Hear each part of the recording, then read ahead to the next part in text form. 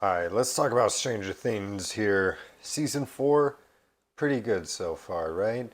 They're taking their little break before they do the second half, Netflix's new thing they like doing. But I have a big issue with season 4, and that is the main villain, Vecna, the Destroyer. Now, I know a lot of people are praising him because they think he's, such a good villain. They think it was such a good twist when he became a villain and all that. But I'm here to argue otherwise, darn it. I want to start by talking about his powers and kind of like. So they start him off, they're comparing him to Vecna. They call him the Dark Wizard because he's able to give you waking nightmares where he kills you and snaps you back and everything, which is all cool and fine. It's like a good power to have to introduce a villain. But then eventually they start, introducing like, if you listen to your favorite song, then you can, that's how I escaped and blah, blah, blah throughout the season. And then it becomes where it's like, they establish him, when they call him a dark wizard, you think he has all these cool magical powers.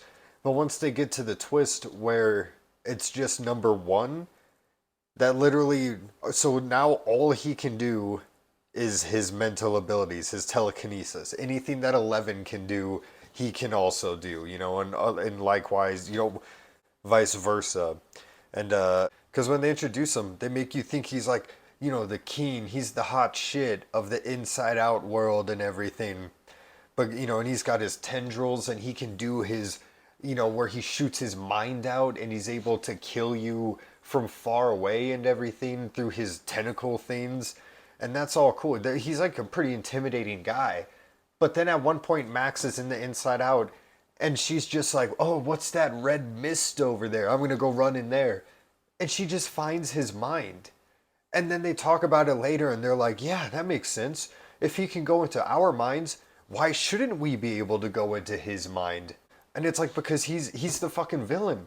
Should he not have powers that you guys don't? Because once you do it where you can go into his mind the same way he can go into your mind, and then once they do the reveal that he's number one, they literally have every single one of his powers in their arsenal and then some. So what's the point of cutting the season in half after showing number one was Vecna? Because that just watered him down, if anything. And Netflix loves doing this thing now where they cut the season in half, they show you the big reveal of the season, and then 3 months later they reveal the rest of the season when all the hype has died down and all the tension is gone, so that they can just go and punk out Vecna in like 3 episodes real quick. I get that they needed a twist for Vecna and everything because they didn't just want another random monster, so it had to be somebody that they established at some point in the show. But once you just make him a peer of one of the kids, he's not some evil sorcerer monster. He's just some guy. He's a victim. He's just some kid that got thrown into the upside down and then he got zapped by a whole bunch of lightning, and for some reason it gave him tendrils. It gave him the weird long spooky fingers and everything. He's got the pouty face. I can see that hair. You can see all, because they give him the big poofy blonde hair, that you can see it all tucked under that wig there, dude. It just looks bad. I don't care what it's supposed to have been inspired by or what they're trying to make it look like, because those things were the good version of this crap. But like I said, Stranger Things is a pretty cool show overall, and I look forward to the end of season 4. Season 4, volume 2, I think they were calling it for a while.